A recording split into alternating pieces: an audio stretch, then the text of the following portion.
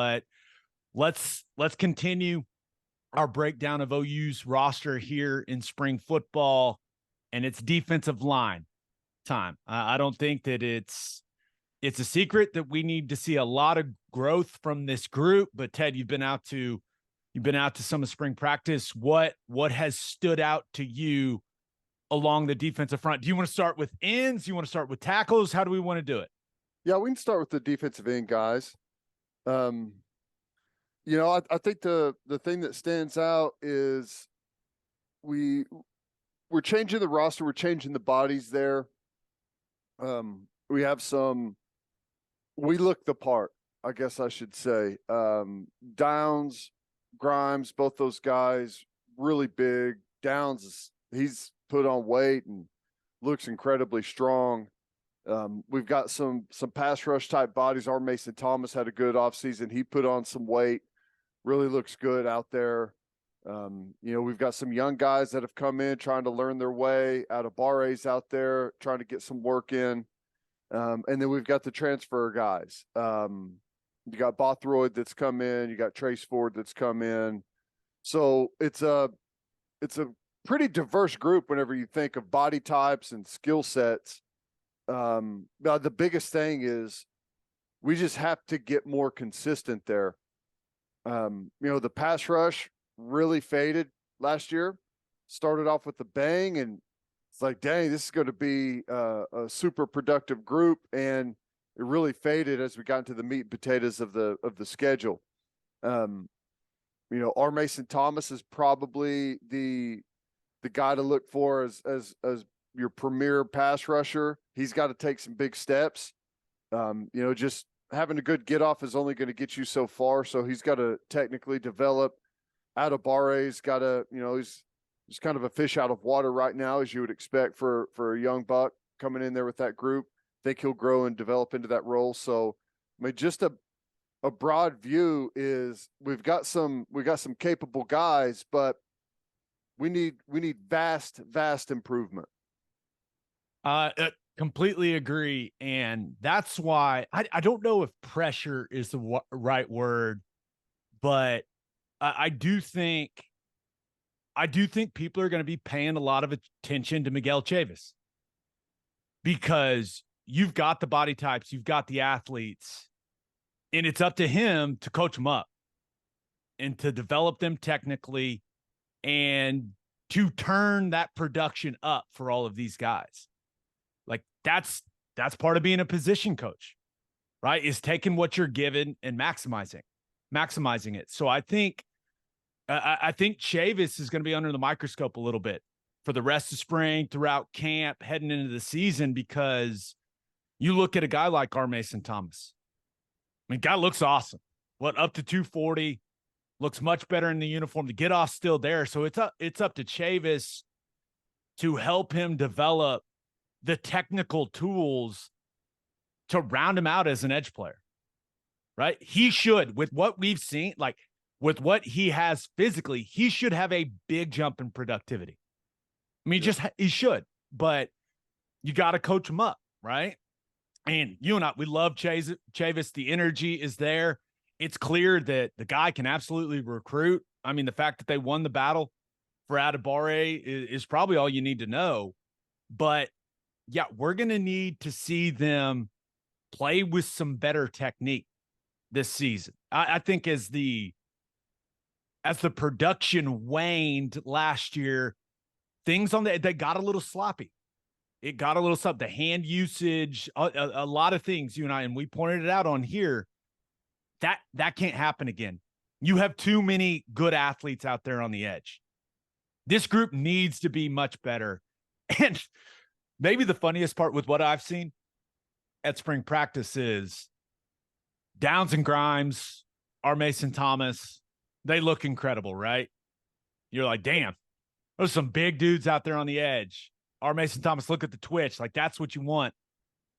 Bothroyd, he looks the worst of all of them. He does not look great in a jersey, but I think he's their best defensive end with what I've seen. Yeah. He's been making the most plays when I've been out there. He's effective. He's effective. he doesn't look like an NFL defensive end. He's a little, I don't know, he's just a little compact, but uses his hands really well, is super physical. And every time I'm watching, like, he's doing something disruptive. Yep. So it's technique and experience, man. That's what we're lacking. You still talk about the R. Mason Thomas, Downs, Grimes, obviously Adebawore, still somewhat inexperienced. Last year was Ethan Downs and Reggie Grimes' first year playing a solid year starting football. So, I mean, we've got a long way to go. If you just want to look back to a year ago and what we saw from the edge, incredibly too soft for how big and strong we are at edge with Downs and Grimes and go on down the list. Too soft, getting pushed off the football, not understanding exactly where we fit, always slows guys down. And whenever you've slowed down, you're in danger of getting blown off the ball, losing contain. That stuff happened way too much. My biggest pet peeve, rushing past the level of the quarterback and opening massive gaping holes for quarterbacks to step through and gain easy yards or easy windows to push the ball downfield. And that happens from having a lazy rush where you're just taking the path of least resistance, which oftentimes is exactly what an offensive lineman wants you to do. Is there anything easier than just running up the field and making a job incredibly simple for a tackle? Those things we've got to fix. You have to have weapons on the edge. I've never played in or seen a great defense that doesn't have weapons on the edge. The contain of the defense in the run and pressuring the quarterback in the pass. And it comes from these guys, this group. That's what you're there for. This is the money position. There's probably going to be, I don't know, 6 guys in this position drafted in the first round. This is what everyone wants. You've got to have guys on the edge. So this is a big year for those guys. The pressure is on for Chavis. You're right. Can you get the 5-star Adebawore up to snuff quickly? Can he be a contributor quickly? Can Downs and Grimes be healthy and technically proficient? Gap sound plus be a threat in the passing game. Can Bothroyd come in and maybe end up being the experienced leader of the group as far as technician is concerned? Can R. Mason Thomas turn into a legitimate pass rusher in the Big 12? Can Trace Ford stay healthy? Like there's a lot of questions with this group. And, I'll just say where we are today isn't close with where we need to be for this fall. And that's fine because we have plenty of time. We have plenty of time this spring. We've got a full summer, full training camp. We've got plenty of time to get there. I don't think anyone across the country is saying they're exactly where they want to be right now, but this group's got a lot of ground to make up. Yeah, and they got to get there, though, man. Yeah. Or because playing great defense all starts with having a badass defensive line. Mm-hmm. I'll just speaking from experience, you can have all the stud linebackers and secondary guys on the field, but if you don't have a good defensive line, the offense ain't scared at all. Yep. Right. And they will. So that's where this group needs to get on the edge. Right? Reggie Grimes and Ethan Downs. If you're not going to be great pass rushers, you need to be dominant at the point of the attack in the run game at your size. Yep. With the physical tools that they have, maybe you're not going to be Myles Garrett coming off the edge, right? Been in the corner. Okay. But you can't lack tools in the pass rush game and then not hold the point like a madman in the run game. Yeah. Like it can't be that way. And then find your strength and become great at it. Find your weakness and become good at it. Right. Right. And for those guys like Downs, he needs to be a great run defender. He should be able to shut down anything coming to his side. Yeah. And then Adebawore, you go out there and see him. I mean, dude is all arms and legs right now. But at 6'4" and almost 240, he's probably 240 by now.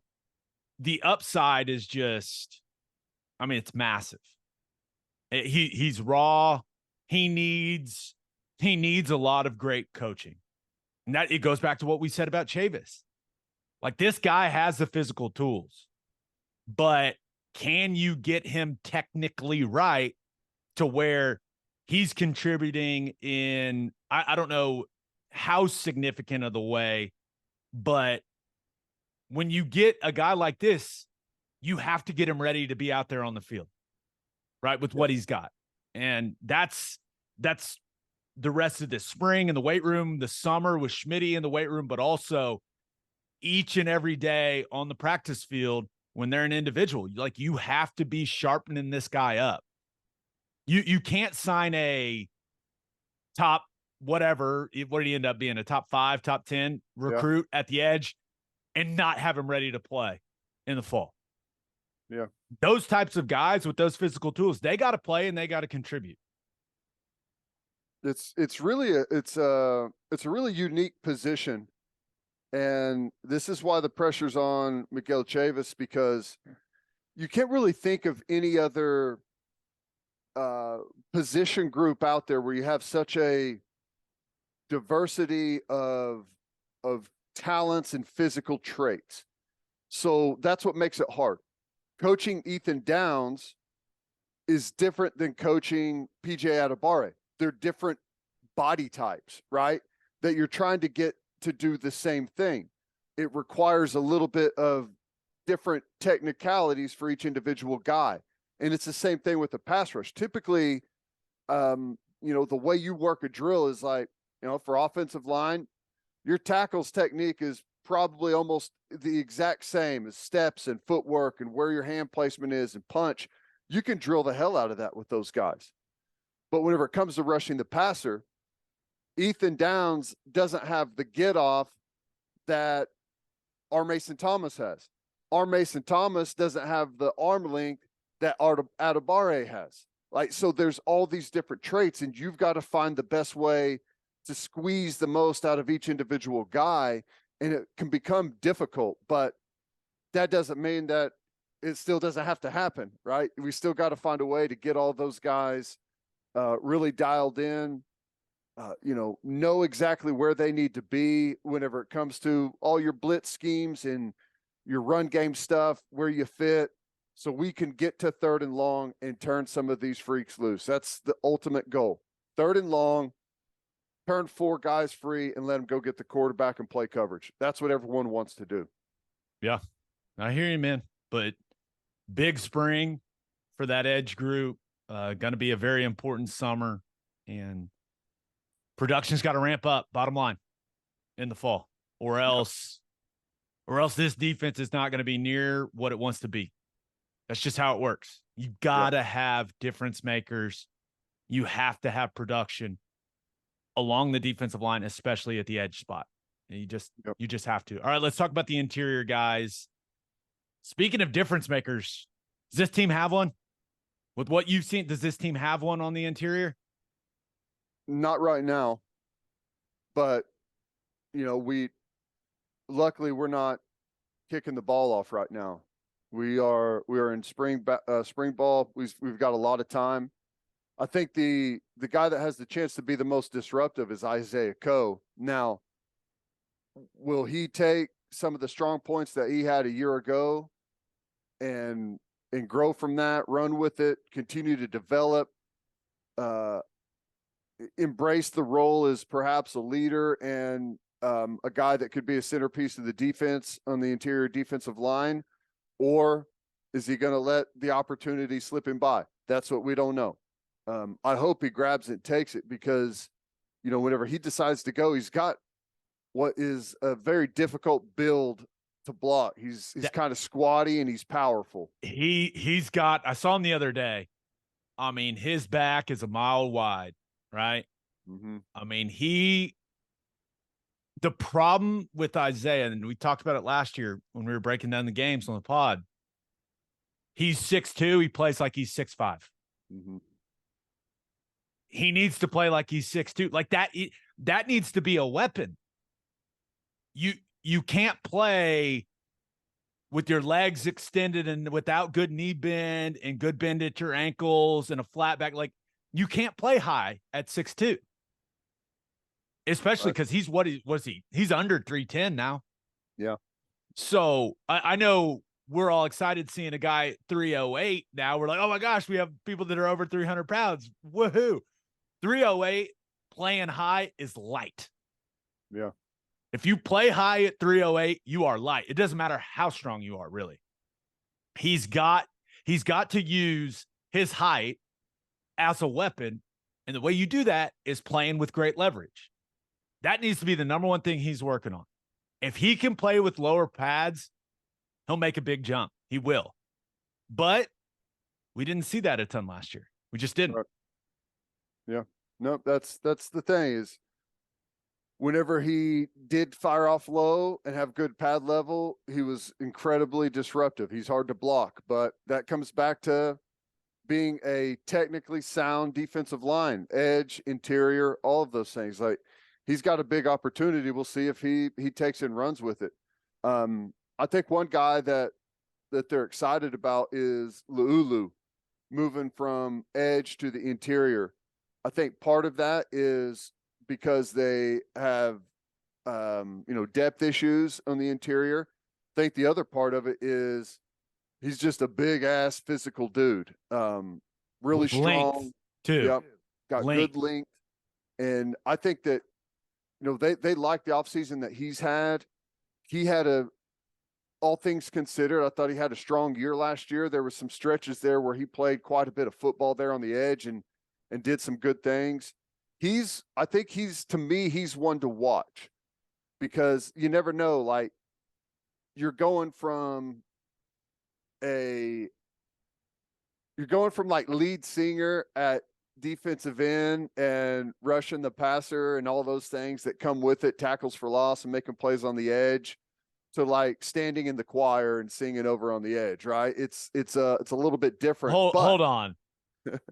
Background singer is not equivalent to defensive tackle. I think it's more of defensive tackle is essential to the defense, but it's an unsung position. Maybe the bass player, perhaps. To me, there's no doubt it's the most, like, I don't even care about the lead singer. All I care about is the drummer. That's what drives the whole thing. That's really what the defensive line is. But I'm just talking about, like, not a lot of shine. Not a lot of shine on the interior. I don't think there's a lot of guys that are like, yes, I'm moving inside. Hell yes. Yeah, I was overjoyed when they moved me from tight end to the interior offensive line. Overjoyed. Yeah, I mean, you went from dreaming of catching fade routes over the top of a corner for a touchdown to, holding point and, double teaming and holding on for dear life. Yeah. So, I mean, that's the thing is I wonder where he is mentally with this, because I actually think he could have somewhat of a breakout year, because he's got some really nice tools in there. Length, if properly used on the interior, can be just as or even more difficult to deal with. So, and like I said, big, strong, physical guy. I think we know what we're going to get out of Co. Hopefully we see a big jump, but we kind of know the range. Jordan Kelley, we know what we're going to get. He's still the most consistent guy. Yep. Right? He was their most consistent guy last season. Right. His ceiling isn't super high, but I know exactly what the floor is. Mm-hmm. And that's what's still in spring. I mean, you talk to people. Who's the most consistent guy on the interior? Jordan Kelley. Yep. Tough, physical, good technique, battles. Like you know what you're getting from him, right? Decent size, but still under 300 pounds. Yeah. So It's just, I feel like exactly, out of all the guys on the defensive front, I feel like I know what I'm getting from Jordan Kelley. Yep. No, I agree. But Laulu, I hope, is the guy that maybe comes out of nowhere and gives us something that we weren't expecting. And then you got the guys, Sears, the transfer from Texas State. We'll see. I haven't heard a whole lot about him so far, but He's got some strong tools. We'll see if he can develop. Gracen Halton, the true freshman that played quite a bit last year, he's small, but he plays with a really, really good motor. That's the one thing that I really like about him, and hopefully he can continue to build some strength and put some size on. Give me if I'm the opposing offense, I'll take all the 270-pound defensive linemen you want to put on the field. Yep. That's just where I'm at with Gracen Halton. Like, seems like he's got an awesome attitude, awesome energy. He's light. Yep. Can't be that light. You just can't. Not with what teams run in the Big 12 right now. Like, you can't be that light on the interior if Kansas State is running duo right down your face or running power right down your face. It's just, you're not going to hold up. And then you look at Lacey, the transfer from Notre Dame. He's tiny. Yep. Tiny. The freshman, I will say, when I've been out there, Ashton Sanders has flashed to me more than LeBlanc. Yeah. Now, he's short. Sanders is short, but he moves really well. Like, he has some twitch to him. He has some pop. Uses his hands well out of his stance. LeBlanc, I look at him. You look at him physically. He has to add strength. Mm-hmm. He has to add some weight. He needs to hit lower body hard in the weight room. Skinny legs. I've never met a great interior defensive lineman with skinny legs. It's just not a thing. He's got to get after it in the weight room. Needs to work on his flexibility.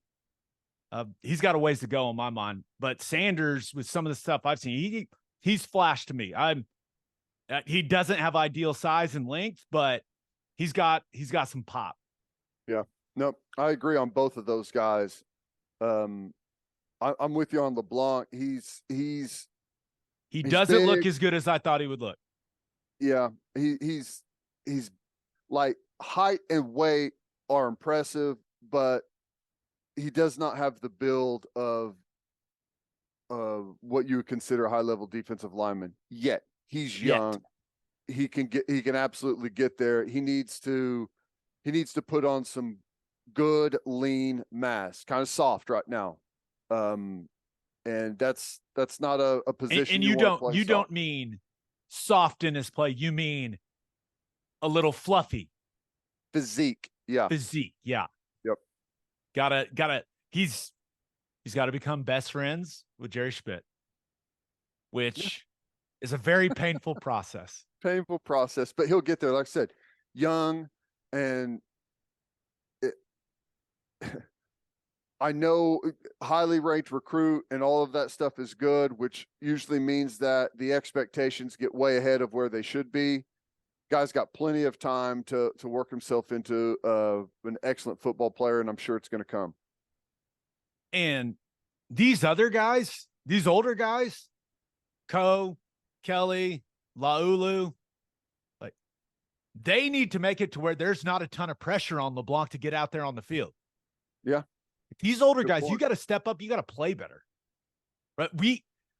We should not be counting on bringing in even very highly recruited guys. You should not be counting on true freshmen coming in and playing significant roles on the interior. Right now, it can happen. Look at the nose guard for TCU last year. Yeah, that kid was great. Dom Williams is great for them. But these older guys, and similar to what we said about Chavis, like, Bates needs to get these guys right. Yep.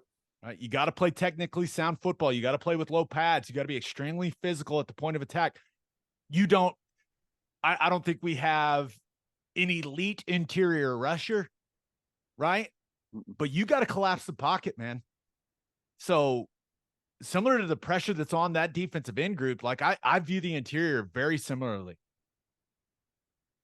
I agree. But I don't think we necessarily have the physical talent on the interior that we have on the edge. Is that fair to say? Oh, yeah, absolutely. Yeah. I mean, a couple of our edge guys are almost the size of our interior guys. You got kind of a wide range of skill sets that are all useful. And especially if we stay healthy, like, we didn't even mention Trace Ford. He's he's a guy that's got experience. He's an effective pass rusher, good athlete on the outside if he can stay healthy. Like, you've got a wide range of weapons at defensive end. Interior, we're just thin. We're thin, and we don't have what I would consider a breakout player. Ko probably has maybe the highest upside. Maybe Laulu. Need to continue to see how Laulu develops there. Hopefully he takes that and runs with it. He could have a really nice year. But yeah, this is edge. Really, I'll just say front seven. Our front seven defensively right now has a long way to go. If you're an OU fan, which I assume the vast majority of people that listen to this podcast are, and you expected us to pump some sunshine and rainbows about the defensive line, you're listening to the wrong podcast, my friends.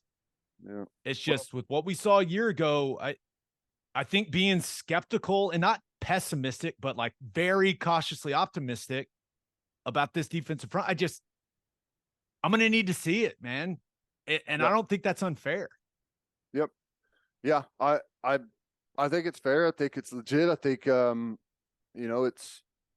it's evident whenever you watch last year, and, a lot of the same most of the same guys, except, Redmond, the guy that just blew away the combine, was on this group last year. So I don't know. They've got potential to be good. We'll see if they get there. They've got a ways to go. Good thing, like I said earlier, it's early in the process. Nobody in the country is where they need to be come September. So hopefully we get there.